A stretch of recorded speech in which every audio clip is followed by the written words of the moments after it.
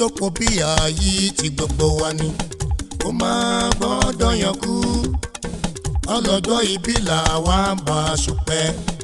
akíkókù ọdún ó wà láwùjọ tí ló padò sí aṣoríire aṣoríire ẹ wá wo bẹ́ṣẹ̀rẹ̀ ṣe ń sọ̀la ọba ló pa ẹ̀ lé wọ́n ti lókè lókè lókè ń tàṣà òkè òkè ló ń lọ sí ó wọlá ànábì ló padò sí aṣoríire aṣoríire. Congratulations, happy birthday, more blessing, many happy return. Ọlọ́run jí ó pẹ́ fún wa bó o tún ṣe ń ṣe tòní ló tún sì máa ṣe mí bó ṣe dá abẹ́yẹlé ló ṣe dá fún ọ mo bọ́ ọdún mo bọ́ ọ̀yọ́ ẹ ò ní fọdún èyí ṣàbámọ̀ ó ti júṣe Obesere ọdún kò láyò já sọpẹ́ obìnrin ti fẹ́ gbowúro sí oyin yọ níbẹ̀ a sì sọpẹ́ yín lúwa obìnrin ti fẹ́ gbìnbì sí oyin ṣàn níbẹ̀ ò já sọpẹ́ ẹ bá lè jó kẹjó ẹ tún fi jó sọ̀dí wúkẹ́wúkẹ́ ó ti júṣe òwúlé bàjẹ́ Adeniyi máa mílíkì wọ́n ṣe bí ká lè tẹ́ irọ́ ni wọ́n ṣe bí ká lè kú irọ́ ni kílẹ̀ gbé lọ kílẹ̀ jù wá ikú ò lè pa á pẹ́ láyé lẹ́ni tá a gbára lé ẹni fògùn ẹ̀fíṣà sọ yóò di gbígbẹ níbi ló ti yàn pín tẹ́fẹ́ tanáwó aṣẹ̀dá ló gbọ́ ládé kílẹ̀ ló ṣe yín ẹ fi ń wojú ẹ̀ ní kọ̀rọ̀kọ̀rọ̀ kílẹ̀ ajá yín jẹ yó ẹni dánú yẹ kẹ́ bí bó ṣe ń wọlé ayé ló ti lógo sọ́mọ làṣìṣì ńlẹ̀ yín fojú kàn tẹ́ òfin dá lálẹ̀ sọ́mọ làṣìṣì ńlẹ̀ yín fojú kàn lẹ́ fi dá lálẹ̀ ṣé ẹ tó fojú digun igun lè pàjẹ́ bẹ́ẹ̀ bá fojú di Ṣàngó Olúkòso Ṣàngó á bínú kílẹ̀ ló ṣe yín Olúkòso gbọ́dọ̀ tẹríba fọ́ya ó kọjá kẹ́ bá sọ̀tá ẹni lè bá sọ̀tá kú lọ́yẹ́ bẹ́ẹ̀ bá rí kẹ́pọ́nlé ẹ má fàbá sí ṣàwàdà Chief Agbaakin lẹ̀ Bobagunwa lẹ̀ Oòduà Ọlọ́run dákun jí ó lé nígbà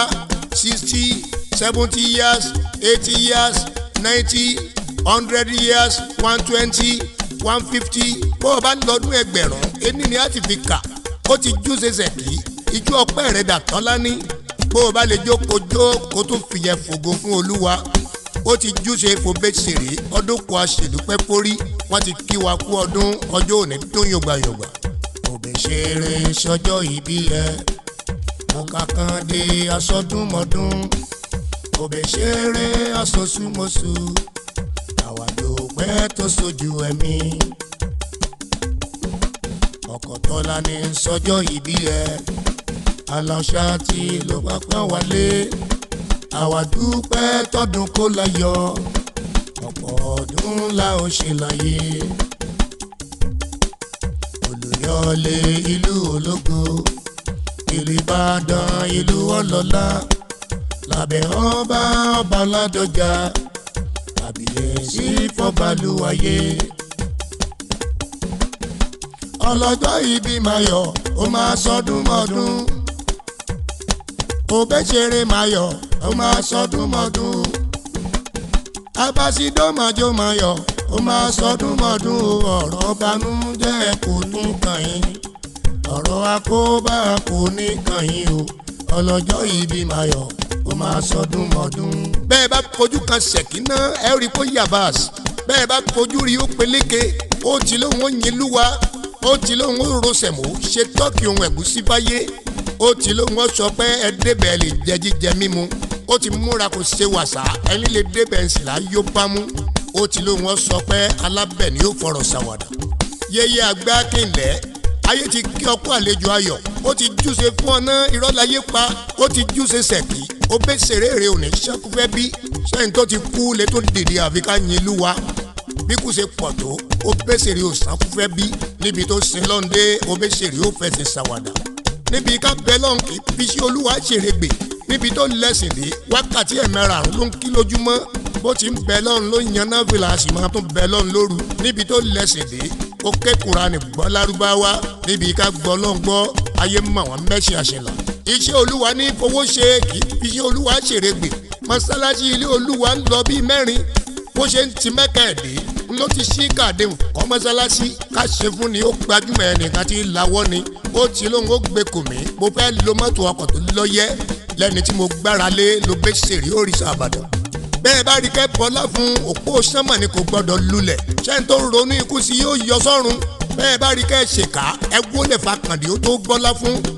aṣíwájú kọjá kẹ́yìn bọ́ọ̀lù ẹni rí fi lè rógbó bẹ́ẹ̀ bá dẹ̀wọ́ ẹ lè tẹ́ ó bẹ́ ṣèrè òṣè yájú sí ìlàjà yín jẹ yóò ẹni daláṣà ò tẹ́wọ̀n bọ̀ ajáwa ṣèkínà tọ́lá ní káwọ́ máa mílíkì chief Agbaakin fẹlẹ́yà tán ẹbí dológo ṣáà tó ṣe é fi mú yẹn gan ṣèkí ajáwa ṣèkí dúró tán bẹ́ẹ̀ bá fojú rí ó lé nílé obìnrin bíi 180 bẹ́ẹ̀ bá ra bẹ̀ní ta ló lè rẹwà tó tọ́lá ní ó ṣe dá aláya tó ló ń tẹríba pákàdé òrìṣà. ìdùnnú ṣubú láyọ̀ nílé Obesere ìdùnnú ṣubú láyọ̀ nílé Obesere ọ̀rọ̀ rẹ̀ ti já sayọ̀ ṣe ni ó fi jọ ṣayé o ọ̀rọ̀ dunnú ló wọlé tọ̀ ẹ wá ọ̀rọ̀ banújẹ́ kò ní tàn ẹ́ o ìdùnnú ṣubú láyọ̀ ṣe ni ẹ sanwó ọpẹ́. bọ́tà ìṣògùn sọ̀gbọ̀n ẹ̀yin lẹ ó borí bọ́tà ìṣògùn sọ̀gbọ̀n ẹ̀yin lẹ ó borí o ìmọ̀ ọ̀tá rẹ̀ mọ̀ ti dòfo ìmọ̀ ọ̀tá rẹ̀ mọ̀ ti dòfo bọ́tà ìṣògùn sọ̀gbọ̀n ẹ̀yin lẹ ó borí. yeye Agbaakin lẹ̀ alápẹ̀ ní Ògo Ìbàdàn ẹlẹ́yinjú ẹgẹ́ alọ́mọkọ ó ti lóun ó gbàgbé dalẹ́ni ó ti mọ́kọ ẹ̀ ṣe bàbá ẹni tí lè yà wọ́n atọ́kúlá ṣe àtó yanjú adálẹ́wọ̀ obìnrin ló lọ fẹ́ láya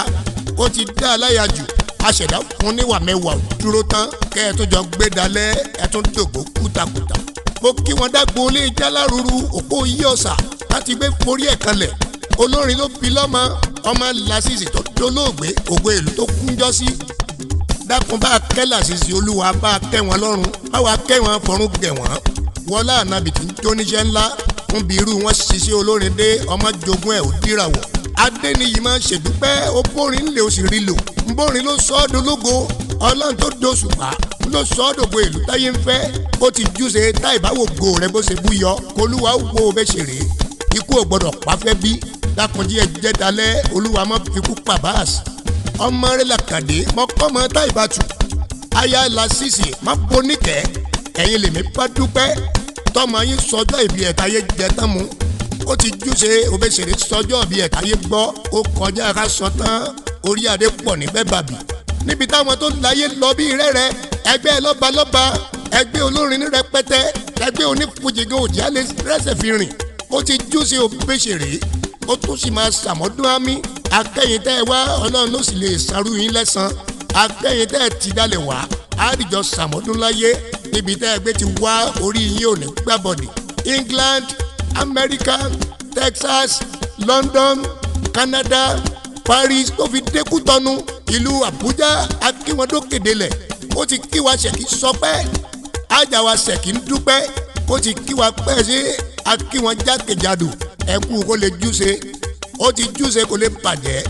abákàndé yọ̀ ó já sọpẹ́ ayé pọ̀ ti sinwọ́ ayé mú bí àwọn tági. júwèjúwè ẹlẹ́ ò máa ṣe wá ẹ̀yin onísọkúsọ àjúwèjúwè ẹlẹ́ ò máa ṣe wá iṣẹ́ olórin láyàn láàyò àjúwèjúwè ẹlẹ́ ò máa ṣe wá olórin fújì bàbá àgbà àjúwèjúwè ẹlẹ́ ò máa ṣe wá Abass ìdó ni bàbá àgbà àjúwèjúwè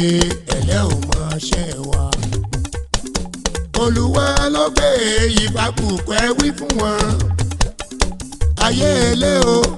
Olúwa ló gbé ìbákùkẹ́ wí fún wọn Olúwa ló kẹ́ kì í ṣèyàn Alákàndé ti dọ̀gá àṣẹ ní ó pa. Chief Obesere ó kárí Bobagunwa máa mílíkì ó ti júṣe fún ọ̀nà ìrọ́láyé pa ó ti júṣe kò lè bàjẹ́ ọjọ́ bí kò láyò já sọpẹ́ bó o bá ti gbórin tán o fún mi lẹ́bùn ọkọ̀ kan kí n máa gbé lọ sóde bó o bá ṣe tó o pè mí nọ́mbà tèmi á jẹ́ gbígbé bó o bá ti gbórin tán o fún mi lọ́kọ̀ tó bọ́lọ̀ nọ́mbà mi rèé 090 65 54 61 65 ni o pè mí sí á jẹ́ gbígbé olórin ọba ti dé alóyin lóhùn apàṣẹ tí kọ́mọ lórin ọ̀gá orí ebè aṣòro taláyé ewì tí káyé lọ́gbọ́n dé ọmọọba jíjàfẹ́ ọmọọba bọ̀rọ̀ fàfọ́n agbélókè mo ṣe bọ̀. àmọ́ bí wọ́n bá bí ọ́ léèrè wípé ta ló kọrin ewì sínú àwo fọ́ba lọ́la kó o sọ wípé ọmọọba jíjàfẹ́ ni. èmi bọ̀rọ̀ kìnní alóyin lóhùn agbètì fọ́mágídí lórí ọmọọba bọ̀rọ̀ fàfọ́n agbélókè mo ṣe bọ̀. ọkọ sẹ́ẹ̀kìnà tù lónìgbà olúwa ló gbé ìfàkùkọ ẹ wí fún wọn. Abábágunwa bàbá àgbà olúwa ló gbé